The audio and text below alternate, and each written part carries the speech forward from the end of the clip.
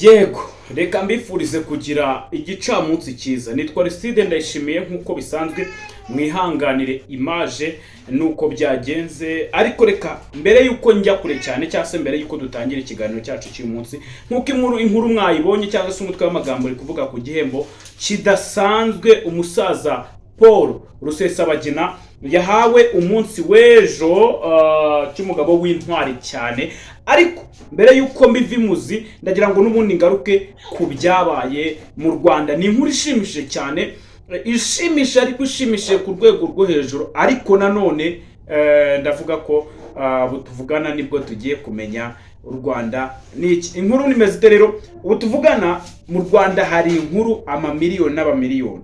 Mu Rwanda by now hari inkuru amamiliyoni n'amamiliyoni. Inkuru ya mbere, uwari manager wa Bruce Melody tayari ku itariki 19 yatawe muri yombi akurikiranyweho kugurisha urumogi n'ibindi bikoresho biyobya ubwenge. Iyo ni inkuru ngomba kuvuga umunsi ukira. Unitonze mu buryo indirect ushobora kwikanga na Bruce Melody bimutwariyemo. Uyu mugabo yafashwe cyangwa se ukuriye urwego rw'ubugenzacyaha Dr Murangira Bitseri yatangaje mwe mu binyamakuru ko uwo mugabo yamaze gutabwa muri yombi nk'uko inkuru tuyikesha ikinyamakuru Igihe. Uyu mugabo rero nta kindi ashinjwa gucuruza ibiyobyabwenge. Uyu mugabo kandi vuba aha yari amaze kuba n'umwe mu bayobozi cyangwa se mu batorewe kuyobora imwe mu ikipe yahariya mu gihugu cy'u Rwanda. Turava ngaho tugaruke n'ubundi ku kijyanye n'inkuru nziza, nabwo se ndahita nziza, nayo ntabwo ari nziza, reka nayo nyitangaze. Tuvugana amasaha mituweli de santé cyangwa se ubwishingizi mu kwivuza bwamaze kuva ku note y'ibihumbi 3 bwerekeza ku note y'ibihumbi 20 papa. Inote y'ibihumbi 3 bwerekeza ku note y'ibihumbi 20 papa. Ntabwo ari ikintu kiri coincident, gusa menya ko nubwo bikaze hari uburyo n'ubundi bakoze icyo bita kudohora cyangwa se bagabanyijemo imisonga. Ikizwi nka TikTok mu gihugu cy'u Rwanda gihita kiba eligible for monetization cyangwa se for monetization. Reka nze mbibabwire neza. Ubu tuvugana mu gihugu cy'u Rwanda abana b'aba TikToker, aba content creator kuri TikTok mugiye gutangira kubona ku mafaranga. Ariko nanone ntimuserebure, niba uzi kutajya ubona hejuru y'ibihumbi 150 kuri buri video ukoze, niba uzi kuri munsi yaho, never expect any dollar from TikTok. Never expect any dollar from TikTok, kubera ko amafaranga TikTok ihemba wayaguha na rwose. Reka nkubwize ukuri, niba uzi neza kuri muri babandi bikorera inkuru ugasanga zifite ibihumbi 50, 30, 15, udashobora gukora inkuru ngo zihitinge zikore nibura ibihumbi 150 gusubiza hejuru, don't expect to receive any payment from TikTok. Ibyo mbivuze mu ruzungu, ntuzigere utegereza namba umushahara kuva muri TikTok. Mbikubwiye nka Aristide, inararibonye mu bijyanye n'imbuga nkoranyambaga, mbyongeyeho. Rero reka mbanze mpere ku iyi nkuru ya muhungu Bruce Melody na manager we. Yego, reka mpere ku iyi nkuru gatoya cyane. Ndayisanga he mumbabarira, Imana ifashe nyigo hakiri kare kuko ntabwo nshaka kubatindira,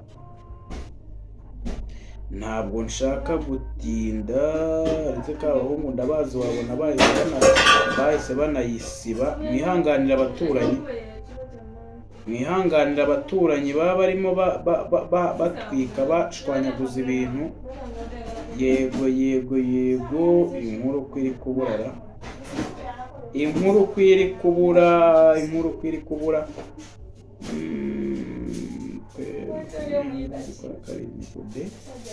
Turebe uyu munsi ihangane gatoya, ndimo ndashaka iyi nkuru kugira ngo tuyicemo. Uyu mugabo yari manager mu by'umuziki, yari umwe mu bajyanama ba Bruce Melody. RIB yamaze gutangaza ko yamutaye muri yombi kubera gukurikiranwaho gukwirakwiza cyangwa se gucuruza ibiyobyabwenge. Ni inkuru nasanze ku rubuga Rwanda Nyakubahwa.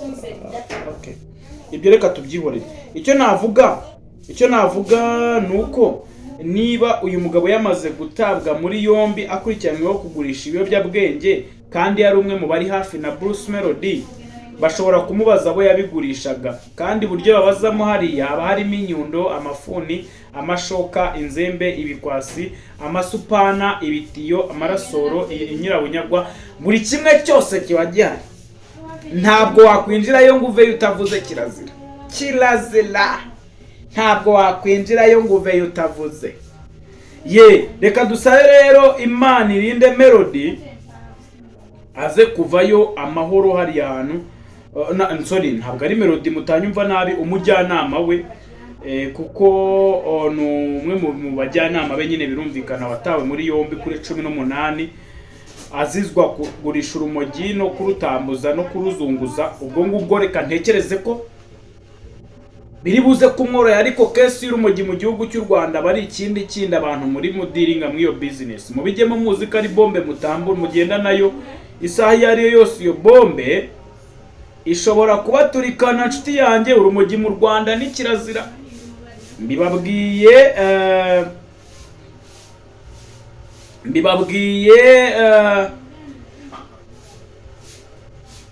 nk'inshuti yanyu, nk'umukunzi wanyu,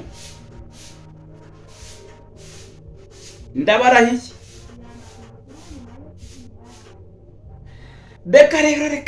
Reka ntabwo iyi nkuru ya Rusesabagina nayo ni deseri. Ni deseri.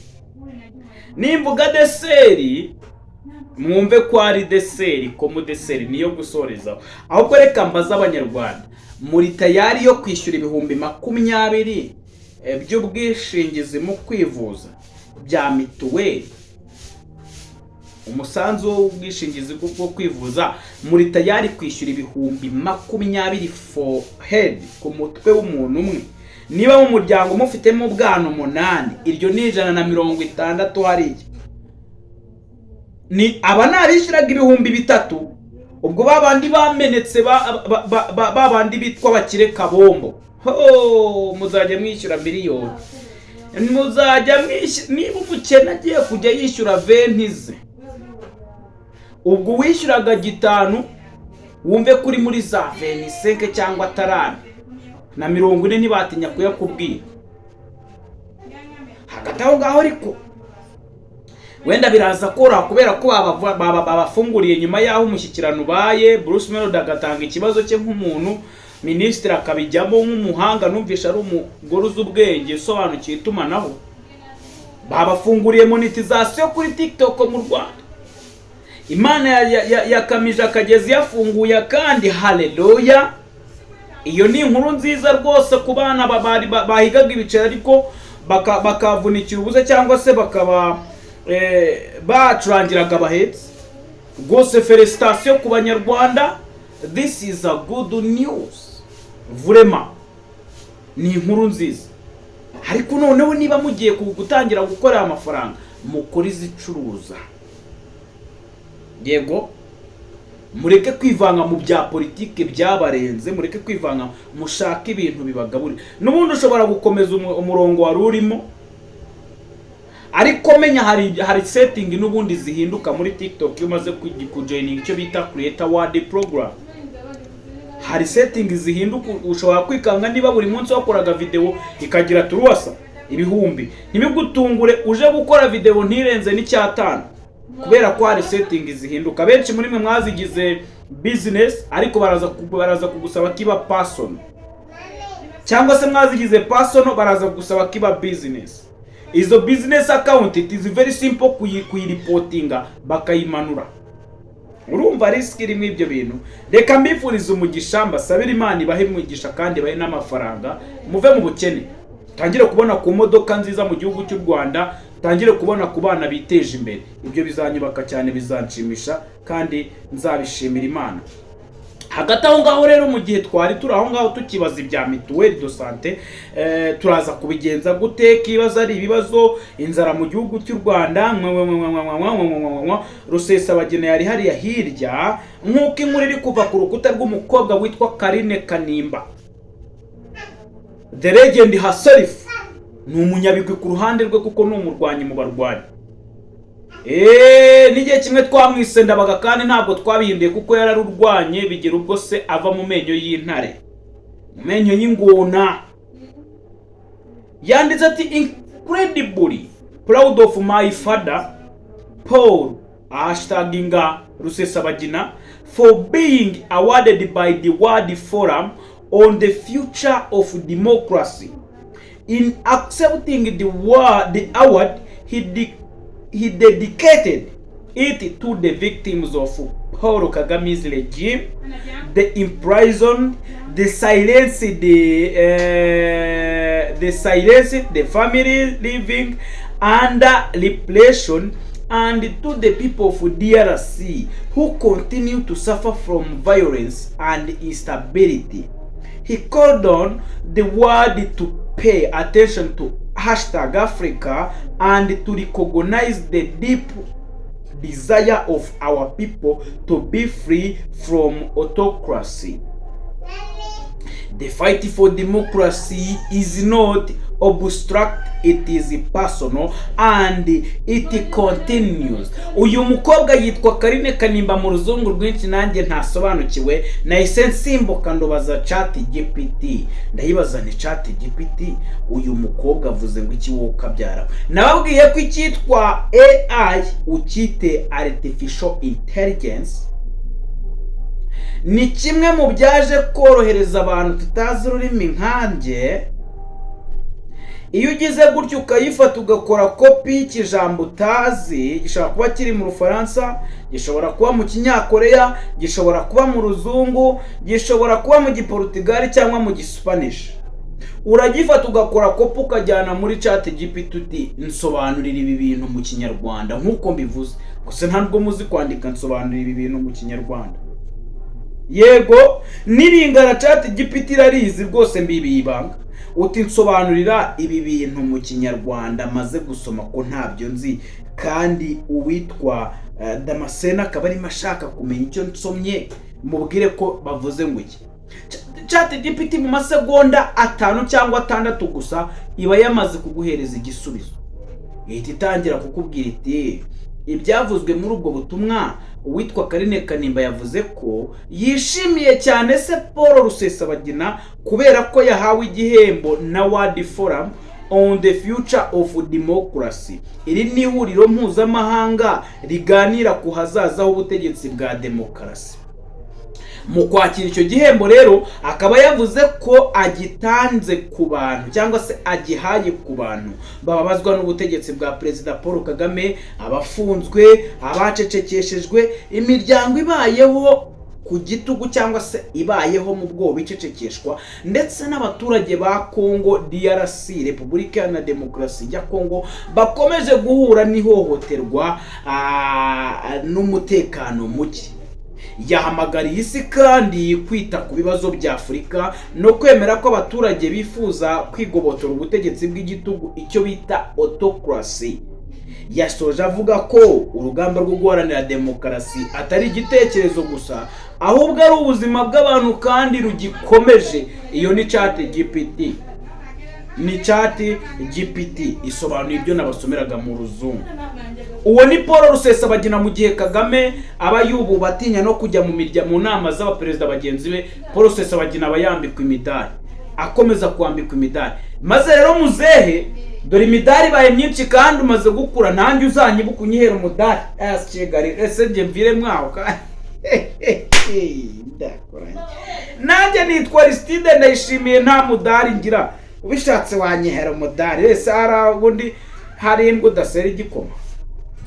uretse ko hari abantu barivuga ati ntuzonge yitwa Rusesabagina imbere y'abazungu, imbere y'aba bagabo bakomeye, imbere y'ibihugu by'ibihangange, mu maso ya Paul Kagame n'abambari be bamukomera amashyi kuko ahawe umudari. Mwibuka umudari yahawe na Bush icyo gihe nk'intwari, yongeye guhabwa umudari n'icyitwa World Forum, bakubwiye ko ari umuryango wita ku buzima kuri politiki y'ahazaza bijyanye na demokarasi n'ibindi. Uyu mugabo rero akomeje gufata imidari ndetse akomeje kwereka isi n'ibihugu by'ibihangange ko ari umwe mu mpuguke n'umwe mu bazobereye ibyitwa demokarasi. Ngayo nguko rero ni Muzehe Rusesabagina alongside legendary doctor herself ni Carine Kanimba, umwe mu barwanyi u Rwanda rwagize kandi ruzagira, tuzarikodinga mu mateka y'isi twebwe abazi ibikorwa bye. Reka no kuvuga ko nsoje ahubwo reka nsubikira ahangaha mvuge ko tuza gukomeza tubana nka Aristide Ndayishimiye. Ndanezerewe, niyo mpamvu mwumva ndi muri vibe iri hejuru cyane, kubera ko abanyarwanda bagiye gutangira gukorera amafaranga kuri TikTok. Ni ikintu cyiza, ariko nanone ntabwo twabura kwamagana imisanzu ya mituweli y'ibihumbi 20 ku muntu umwe. Icyo kintu ntabwo ari sawa, icyo kintu ntabwo ari sawa. Niba bishoboka RSSB bya bintu byose bishinzwe ubuzima n'ibindi nyamuneka mutekerezaho amafaranga ava. Ntabwo abantu bose bazashobora kuza kuri TikTok. Ahangaha niho muri butangire kubona abanzi benshi b'igihugu, kubera ko babonera amafaranga mu kuvuga ibyo mwe mudatekereza. Impamvu mbise abanzi nuko ariko mubita, ariko ntabwo ariko, ahubwo abantu benshi baraza gutera ibuye rimwe rice ibinyoni bibiri. Bavuga ibabaje, babone n'amafaranga, bavuga iki bari ku mutima babona n'amafaranga. Reka ntekereze ko Muzehe Paul Rusesabagina mu minsi iri imbere nanjye nzabona umudari wanjye. Felicitation Muzehe, felicitation, nge nta kibazo ngufiteho.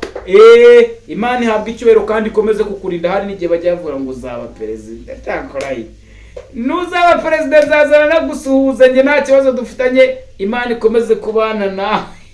Hari ibiri buze ngarimo arasabiriza. Mwumvishemo ijambo wampaye mu magambo mvuze, mwumvishemo ko mbwenga azanyihera umudari. Nuko afite myinshi kandi nabwo nabayikunza azayigumanye, gusa namaye nasita ndakongeza kure anamaye sari ibirenze kubona nta kamera ngira. Amaye nta nibirenze kuntu ese ko umuntu wakijije abantu 100,000, hariye ni 180, ariko bari benshi bari barenze 1000 abo yakijije. Nta muntu urabikora ku isi. N'umuntu wakijije umuntu umwe usanga ari mabyigamba abinyweraho za waragi n'ibindi, ubwo so wakijije 100,000 n'ibihumbi akaraka. Nanjye ngiye mu bakijije sari umwuka mubi. Nitwa Aristide Ndayishimiye, ndimo ndiganira, ariko bye bye.